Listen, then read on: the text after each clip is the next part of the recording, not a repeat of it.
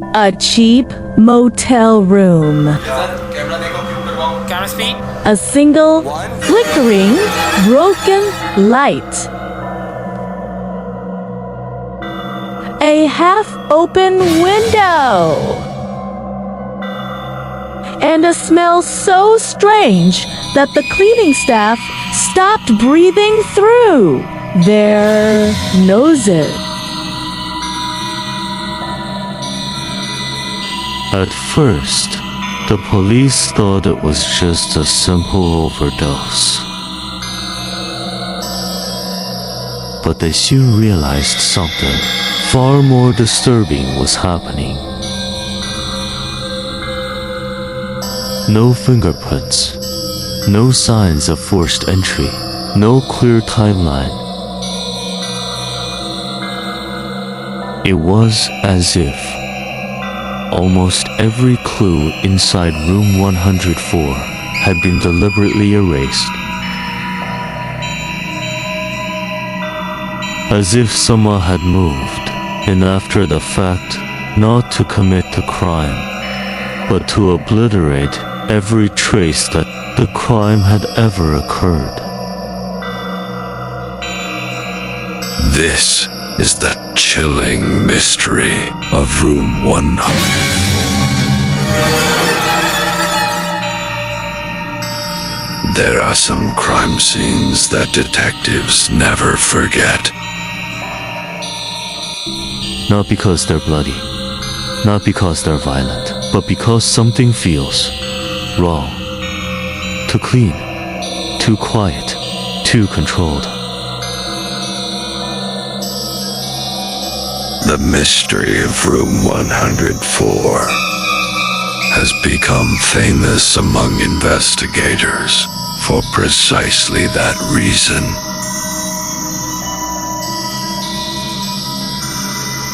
A victim is found alone in a nearly empty motel room. No witnesses are willing to speak. Security footage mysteriously disappears, and evidence seems to vanish faster than police can gather it.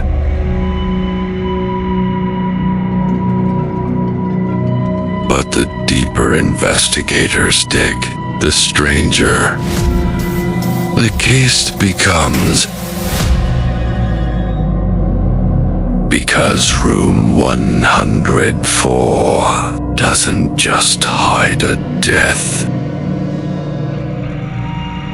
It hides a timeline that no one can fully reconstruct.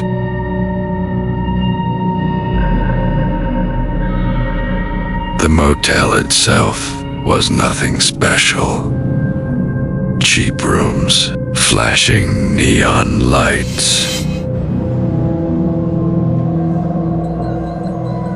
The kind of place where sailors or travelers stay for the night and forget about it forever. People came and went constantly, making it the perfect place to disappear without a trace. Locals later described the motel as quiet in the wrong way. Not quiet, just disconnected. As if the building itself hid secrets behind its thin walls. Room 104 was located in the back corner of the property, far enough from the office for guests to avoid attention. And according to the staff, the victim came alone.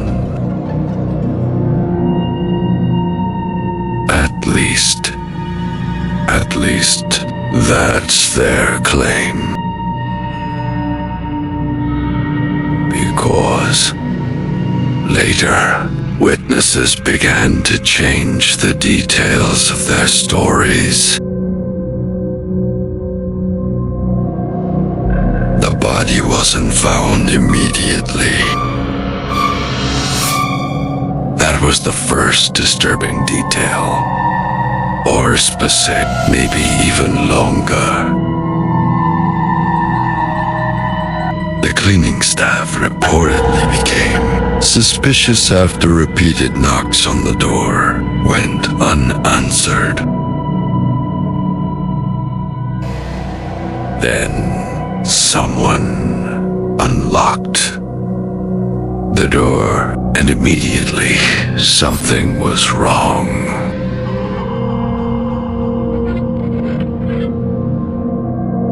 The room seemed oddly arranged. Not a complete mess, not a brutal mess. It just felt unnatural. An overturned chair, a partially torn curtain. Water still dripping slowly from the bathroom sink, and in the middle of the room, the victim.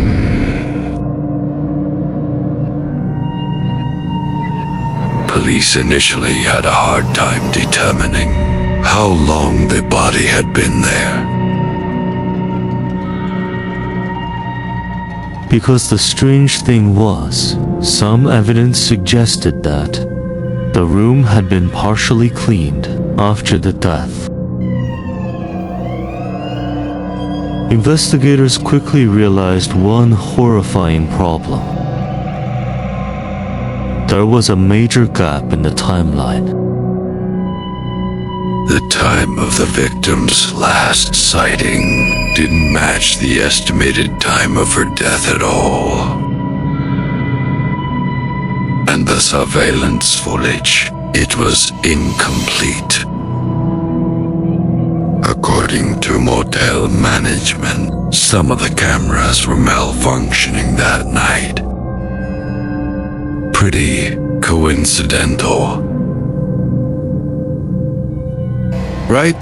This immediately raised suspicions. Witnesses began to give conflicting accounts. One guest claimed to have heard an argument around midnight. Another guest swore the room remained completely silent. Someone reported hearing footsteps in the hallway at 3 a.m., but no one could identify who they belonged to. And the most chilling detail of all, some guests claimed to have seen a figure standing near the window of room 1104, just staring out without moving. This is where the case became truly notorious. Detectives began to notice evidence disappearing almost in real time. Motel logbook pages were reported missing. Cleaning records were altered. A key witness suddenly stopped cooperating completely. And the forensics team found traces indicating surfaces in the room had been cleaned. Not professionally, but in a hurry. Desperately, almost in a panic. Imagine entering a crime scene without knowing if the killer had returned. That possibility terrified investigators. Because if someone cleaned a room after a murder, It meant they were calm enough to return to the scene, and confident enough to risk being caught. Some details from the room still disturb people today. The victim's watch had stopped at an exact time, but investigators could never confirm whether it actually marked the moment of death. A phone was found disconnected from the wall. One shoe was missing completely, and there was reportedly a faint odor of bleach underneath the stronger smell of cigarette smoke. Then came another eerie discovery. A handwritten note fragment recovered from the trash. Most of it was damaged by water, but one partial sentence remained readable. They can't know I was here. Nobody ever determined who wrote it or who they referred to. As media attention grew, theories exploded everywhere. Some believed the victim was involved in organized crime. Others suspected an affair gone wrong. Then came darker possibilities. What if room 104 had been used for illegal meetings long before the murder? What if motel staff knew more than they admitted, and online forums became obsessed with one chilling question? Was the crime itself the real mystery, or was the cleanup operation the true story? Because in many ways, investigators spent more time chasing missing evidence than chasing the killer. That's what made the case so psychologically disturbing. It felt like someone was actively erasing the truth while police searched for it. As years passed, the case slowly went cold. Witness memories faded. Records disappeared. People moved away. And eventually, room 104 itself was remodeled. New paint, new furniture, new guests sleeping there without knowing what happened before them. That detail alone feels haunting. Because crime scenes don't stay frozen forever. Time erases them. Walls get repainted, carpets replaced, buildings demolished, and eventually, it becomes almost impossible to separate truth from rumor. Maybe that's why Unsolved Motel mysteries scare people so deeply. They remind us how fragile evidence really is, how easily reality can disappear. Today, the mystery of Room 104 survives mostly through fragmented reports and conflicting stories. Some investigators believed the case was solvable. Others privately admitted they thought critical evidence disappeared too quickly. And maybe the strangest part, the room itself eventually looked completely ordinary again. That's terrifying in its own way, because evil rarely leaves permanent marks. Sometimes the scariest places on earth look completely normal by morning. A clean motel room, fresh sheets, a new guest checking in, completely unaware of what happened there years earlier. So here's the question. Do you think the killer in room 114 acted alone?